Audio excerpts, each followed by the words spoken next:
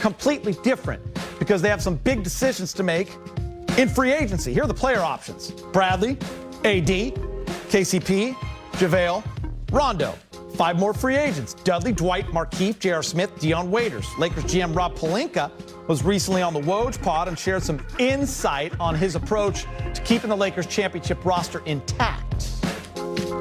We hope that we can, have another championship run next year for sure, and we're going to work hard to try to keep the pieces around LeBron and AD, build pieces around LeBron and AD to do that. But also, again, if you study our cap, we have the flexibility to say, can we add another, really, really talented young player to run it out with AD if he chooses to stay as a free agent for 5, 6, 7, 8 years. And there's been no letdown in LeBron's production. And I think so much of that is just a testament to the way he takes care of his body. And then he's one of the highest IQ players the game's ever seen. I mean, having 100 days in the bubble and being able to be in the film room every day because there's nothing else to do, so you're going to be with the guys. The way that he approaches and breaks down film, there were days in the film room where we would be walking from the film room over to practice, and he would be like, man, that was like 15 minutes. It was an hour. Do you think that was too long? Was it too heavy? And if LeBron was biased or heard us, be like, no, I love that stuff. Let's keep going. I mean, he's just, so mentally, like you said, he just attacks the opponent and picks the game apart with his size and his skill level and his mental IQ, and none of that is going away anytime soon. So, yeah, I think the runway is there, and we're going to continue to build around AD and LeBron for the years he has left, and then beyond that with AD. Big decisions to make for the purple and gold this offseason. And speaking of decisions, Rajon Rondo will have one to make as well. Mark Stein reported this, guys, that the Clippers are interested in Rajon Rondo. And the Lakers want to re-sign him as well. Oh, yeah. Brez, that's not funny. No, you're not. That shouldn't be allowed, right, Brez? Yeah, Mark Stein, I hope that's not a bad joke, because Rondo going to the Clippers after winning a title with the Lakers, you can't do that.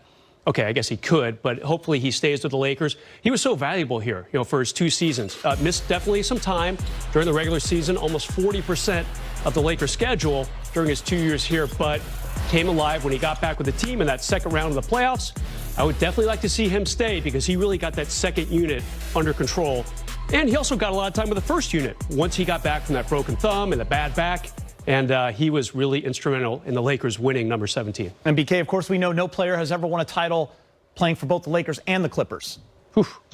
Well, yeah. Just kidding. BK, how important was Rondo? How important was Rondo? It's not the Lakers' fault. So I think he's very important for a couple of reasons. First of all, we all saw what he could do in the playoffs in terms of taking some of that ball handling pressure off of LeBron. There were moments where you could tell LeBron needed a break, or he was a little banged up, whatever it might be. You could give the ball to Rondo for a couple of possessions when LeBron didn't even touch it, and it can work out okay. The Clippers' threat to me is real, and because they're under a ton of pressure to get it right this season. I don't think there's any question about that. And they need the type of play that Rondo can provide. And Steve Ballmer is certainly the type of owner who is willing to overspend, overpay, do what it takes from a financial standpoint to get what he thinks he needs, particularly if it means stealing something from the team that you're chasing. Perez, give me a free agent target you like for the Lakers. Joe Harris, shooting guard. Brooklyn Nets. I mean, this is a guy who career 43% accuracy behind the arc. And, hey, the Lakers did it all. They were good. They obviously won the championship. Not a lot of big maneuvering coming for them, but if they can get a guy like Joe Harris, who made $7.5 million last season, we just don't know what the Lakers can offer him. He's 29 years old. Will it be the full mid-level of about $9 million or closer to what they call the mini mid-level of about $5 million? Depends on who stays and who goes. A lot of math to be done. What's the salary cap going to be? But they can give up the 3 years of a really good qualified shooter. By the way, he was second on the Nets in their playoff run, 16.5 points a game. He can score.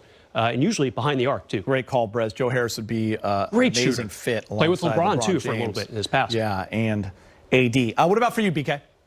I'm looking at it with a nod of like, what happens if a guy like Dwight leaves? And I think there's a good chance the Lakers could be priced out on him. Who do you go get to replace him? I like somebody like Aaron Baines, who was in Phoenix last season, former Celtic. I know you got to let that go, but it worked out okay with Rondo, right? Sure did.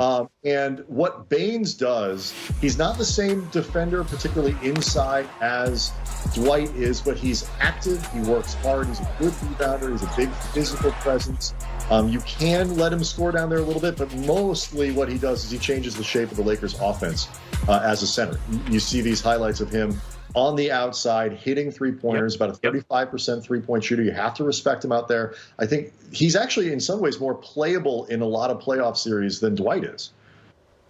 Yeah, he can shoot. That would be a big deal for the Lakers. If they can add as much shooting as they can, that would help. BK, then AD would be dunking on him in practice instead of in games. I mean, they already, he's a good energy guy. I think he would fit in with the culture that they have there very well.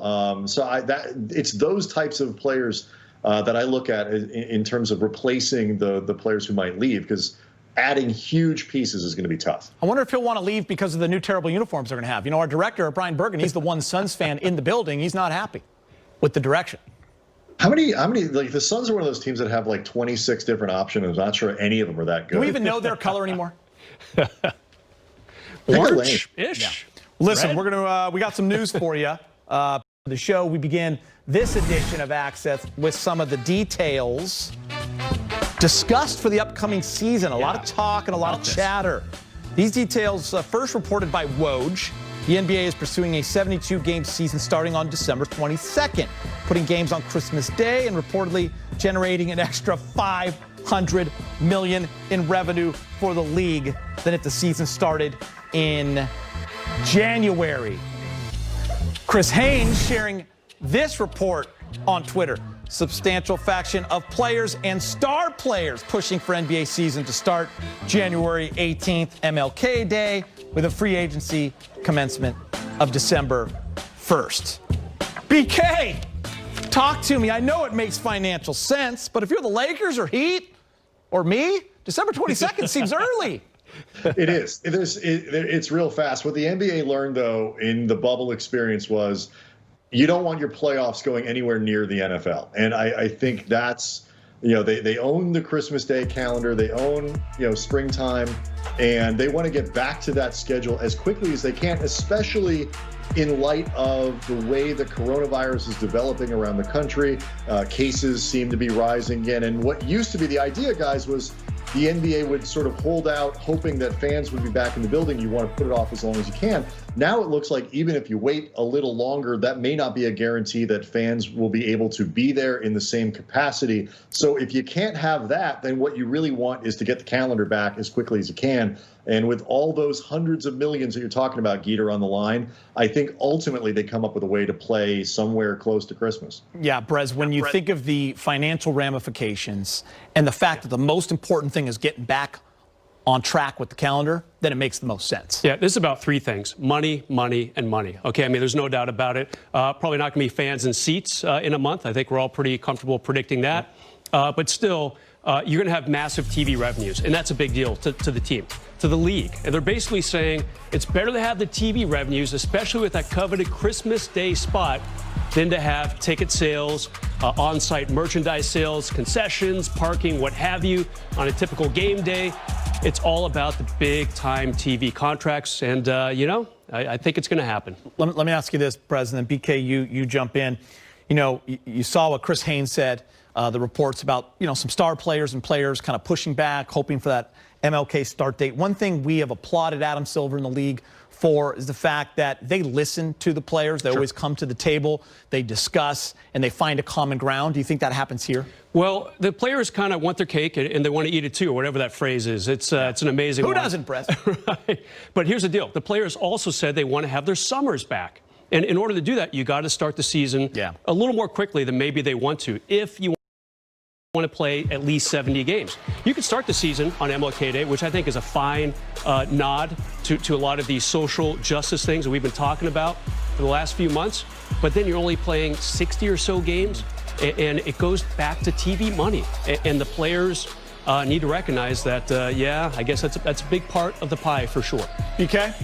You know, it's interesting. Ethan Strauss at The Athletic had floated an idea that I think is kind of fascinating, where maybe you start on Christmas and you let Miami, the Lakers, Denver, Boston, maybe you give them an extra week and a half or 2 weeks and sort of stagger the beginning that way. The NBA is going to have to be creative. They're talking about limiting travel. Maybe the Lakers don't go to Boston this year. Maybe they don't go to Orlando. You play a more regional schedule. So there could be ways to kind of bring back some of that rest, even with the quick off season. It's going to be another unusual setup. Everybody's going to have to be kind of creative and give a little. But I suspect in the end, it's still going to start around Christmas. Yeah, BK, if you're, Karl Anthony Towns or Zach LaVine, like, you're excited. You're like, all right, we haven't played since March. We're ready to go. But any other team, and many, 22 teams went to the bubble. But if you're on one of those 8 teams that didn't go, you're okay. But how about the Lakers and the Heat? They're going to be a little tired when things kind of start up, if they do, on December 22nd. BK, I like the idea of not going to Orlando. Anthony Davis said he's not even going to go to Disney World for the next 15 years. So I think the Lakers would sign off on that one. All right, whenever